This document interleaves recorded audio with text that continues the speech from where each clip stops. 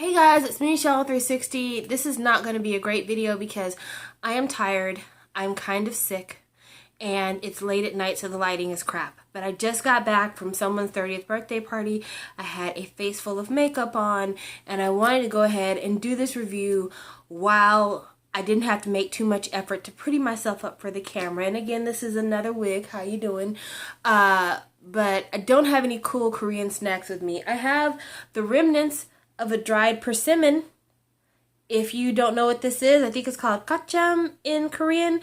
This was the infamous fruit that led to the demise of the king's sister-in-law in Rooftop Prince. So this does kind of correlate to our whole drama thing, but I'm not eating it because of that. I'm eating it because it's delicious. It tastes kind of like a dried apricot covered in powdered sugar.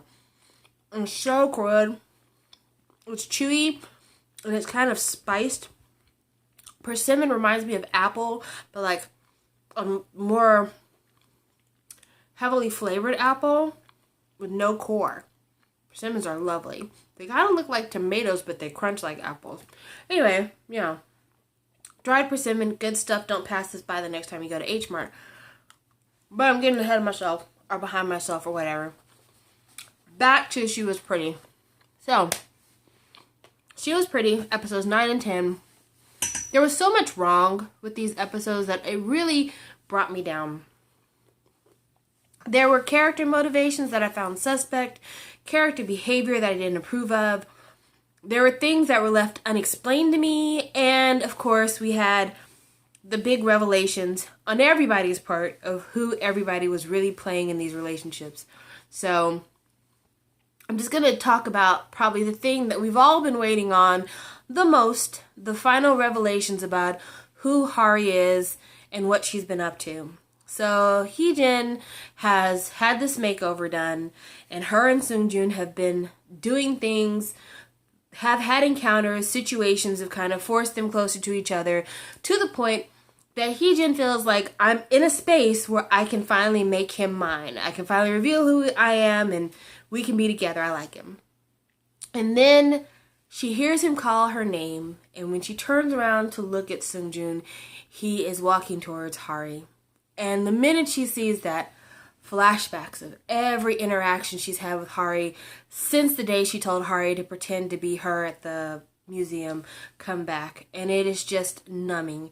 You can feel that like a little piece of her soul cracked that day, because this is her sister. You know, they may not have came from the same birth canal, but this is her sister, and it is a betrayal on every level to have this happen. And when she comes in the house and she can't even playfully banter with Hari should have been able to pick up that something was wrong, but of course, you know, she's kind of stuck in this idea of, I just want to do right by you, I just want to do something nice for you, and maybe this will help it when the time comes when I have to admit to you what I've done wrong.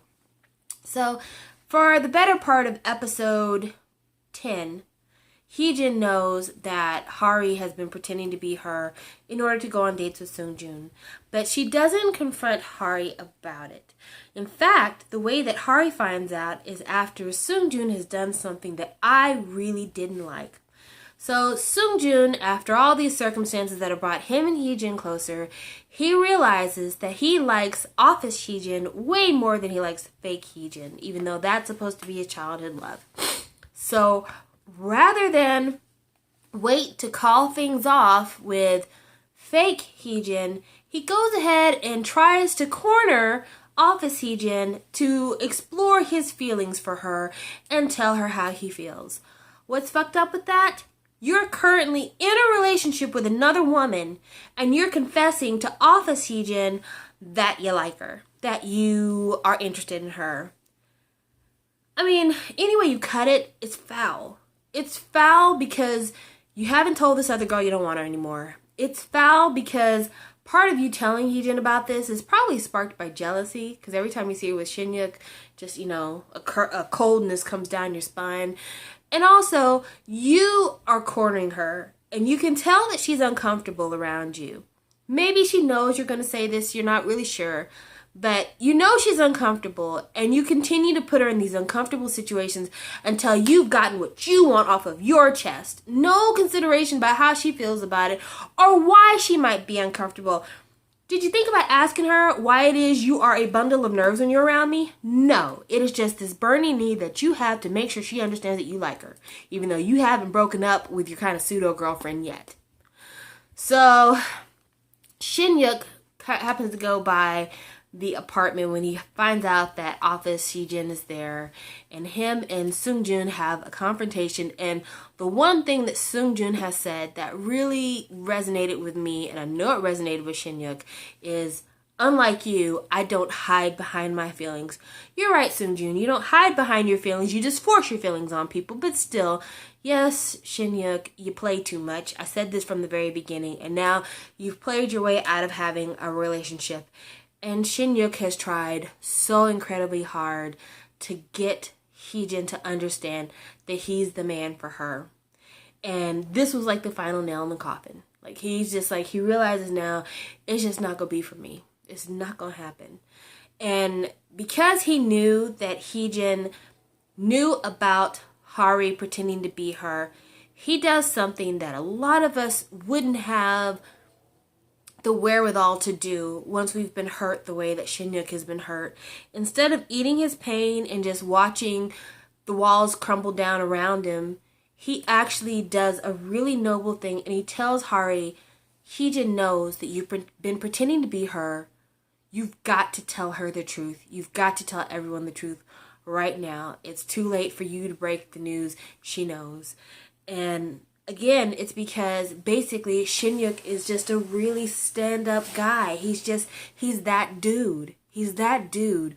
And even at his lowest point, he doesn't want to hurt anybody. He doesn't want to hurt anybody. And he's still thinking about Hee-jin's best interest behind the scenes. So, yeah, my heart breaks for him. My heart breaks for him. So, Hari is told what it is. That it's too late for you to break the news to Hee-jin, but now's the time.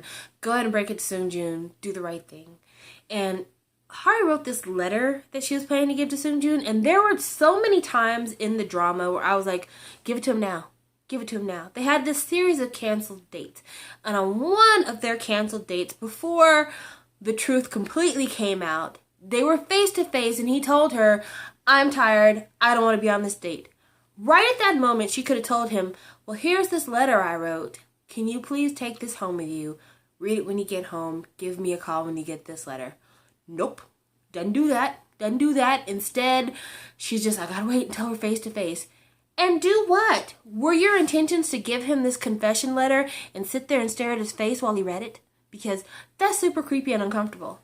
I can't see how that would have been any more comfortable than leaving the note at the concierge desk in the hotel, or doing something other than what you end up doing, which was nothing. So anyway, Sung-jun never gets this letter. Hari tells Hee-jin that she's going to tell Sung-jun the truth, just give her one more day. And then Hee-jin does something that I completely don't understand. She tells Sung-jun, just wait until tomorrow. Wait until tomorrow. The fuck?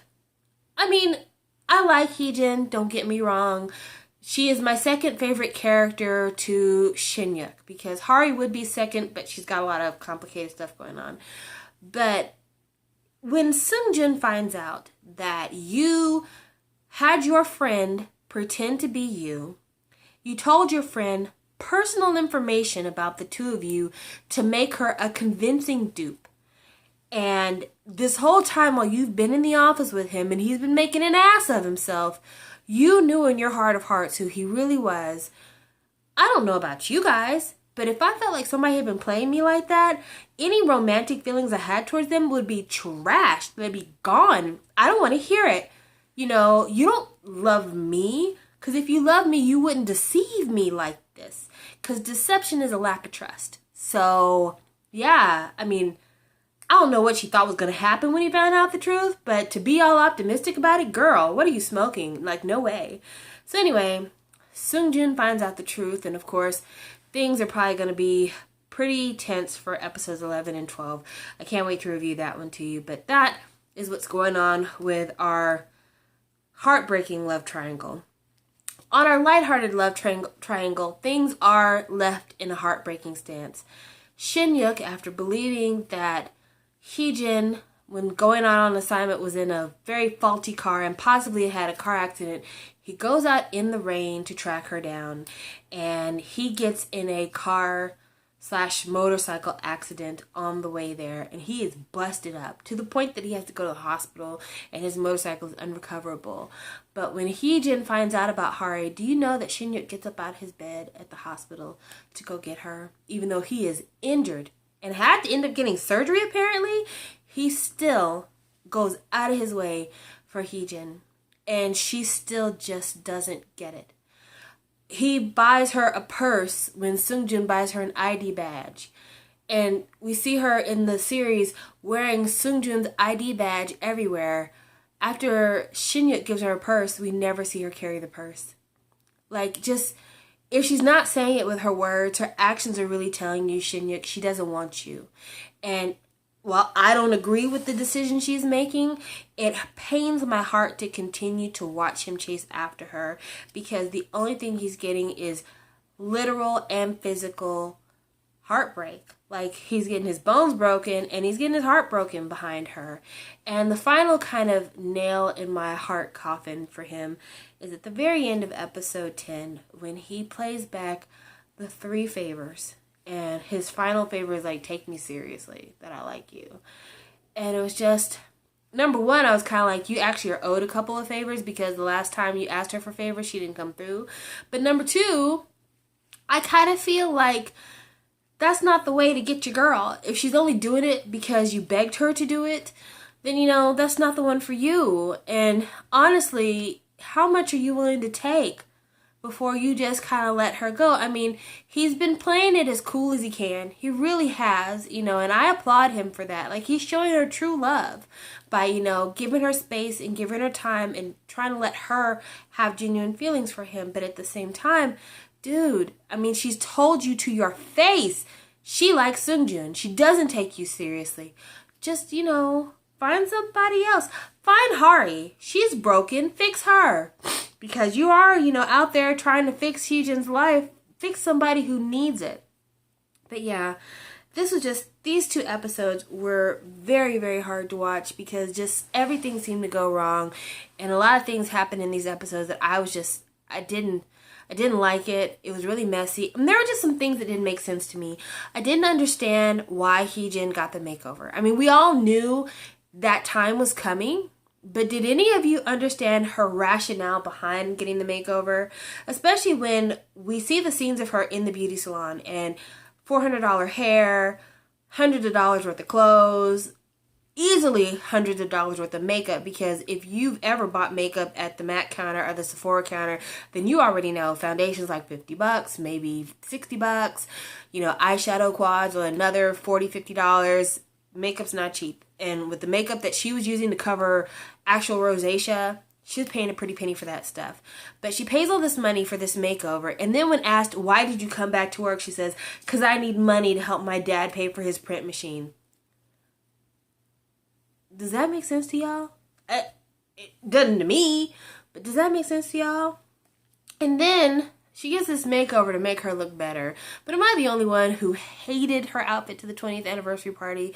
That sequin shrug over that white shirt. Like, I didn't get it. I know Korea is like avant-garde fashion, some shit that I won't understand, but that is an ugly outfit. Just period, point blank, end of story. And then the last thing regarding Hee-jin that I seriously didn't understand, and I have got to have one of you explain it to me. We all were like in arms about Hari stealing the puzzle piece and giving it to Sung-jun. And then I remember the episode where Sung-jun threw the puzzle piece, in fact, I think he threw the whole puzzle in the trash. So when we see Hee-jin sitting in bed holding this puzzle piece with the umbrella on the back, where did it come from? Did Hari get a new puzzle and steal a piece and draw the umbrella on the back? This is an unsolved mystery to me. Please solve it down below. Other things that I noticed about the episode that I actually did like, though. I liked how the office came together when they thought that Hee-jin was in trouble. I thought the old Italian-speaking lady, like, totally showing out at the 20th anniversary party was hilarious, because I really was nervous. Like, I thought she was ruining things, and then it turns out she was just saying, you know, this is what the world thinks of my staff, but I think they're wonderful. So that turned out okay, but I really was worried. And then Gold Digger finally got her man. I can't wait for her to find out that he's actually broke, because that's probably what's going to happen. But yeah, these 2 episodes were really tough to watch. Like I said, there was just a lot of things I really didn't understand. There was one thing, well, I say 2 things regarding people who write stories that I kind of want to revise. I think I said before that I thought that author 10 was actually Hari's real mother. I'm beginning to think that the lady who writes the fairy tales is Hari's real mother. I don't know why. I think it's because when they did the subtitles, they actually told us her name. And usually with these kind of side throwaway characters, we don't get that much investment in their backstory. So I feel like maybe she has a different kind of part. And then author 10, I think, might actually be Shin-hyuk. Because they keep saying how, like, Shin-hyuk is always asked to do the interviews for author 10. I cannot say the word author, I'm sorry. So I'm beginning to think that maybe Shin-hyuk is author 10. Which still doesn't make my idea of him being the heir invalid. I'm just saying, I also think he's author 10. But, you know, that's neither here nor there. So yeah, that's everything. Thank you guys for watching this just trash review that I've done. I mean, I was all over the place, and if you didn't watch this episode, you didn't get a word I said, because there was no plot to what I was explaining. It was just a jumble of feels. But that's the way these episodes have been. There's so much that happens in an episode of a K-drama from start to finish. Like, you are here, you are there, you've got 1,000 different characters you're covering, 1,000 different storylines that are happening at the same time. It's really hard to explain it to somebody. It's decent to write it, and I tend to go to Drama Beans a lot of the time to get like synopsis of episodes when I kind of need to throw my feelings and thoughts back in order. But yeah, just saying it to somebody, super hard. Once this is all said and done, if I had to go back and tell somebody about the entire series, that would be okay, because usually you can condense that pretty easily. But just going, you know, episode by episode, it's rough, man. I do the best I can. But I hope you guys enjoyed my review. I hope you guys enjoyed the show. I hope it didn't lose you guys, because I'll be honest, these last 2 episodes, I was highly disappointed in the inconsistencies that almost lost me, but I have faith in episodes 11 and 12. I'll be watching them in the morning, and then when I'm ready to have my afternoon lunch, I'll be filming my review. So you guys will be getting back-to-back commentary from me on these last 4 episodes. Well, not the last 4 episodes, but episodes 9, 10, 11, and 12. Alright, you guys. Thank you for watching, if you watch this. And yeah, have a lovely day. I am exhausted. It's been a long one for me. Like, I've been up since 6 o'clock, and I think it's close to midnight now. And I'm battling like sinus and head cold stuff. So yeah, and I also have an alcoholic beverage with me. So, you know, I'm not in the right state, but we're making it. We're making it. All right then. Talk to you guys later. Bye.